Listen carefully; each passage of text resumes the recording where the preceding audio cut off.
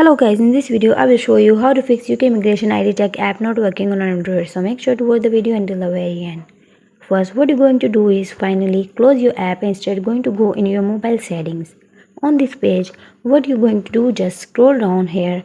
Then you're going to click where it says app. You can see you should be now taken on this page, which is perfect. What you're going to do is click on the blue search symbol on the top right corner. So click on the blue search symbol.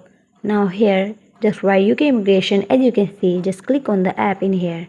What you're going to do is on this page, just click on the storage. Now you have to clear cache and clear the data as well. Once you do that, next uninstall the app, then reinstall it from Google Play Store.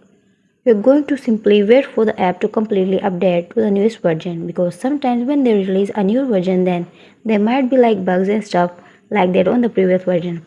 That might be one of the reasons why app is not working. So try again and again. Hopefully now it is fixed for you as well. That's it, you are done.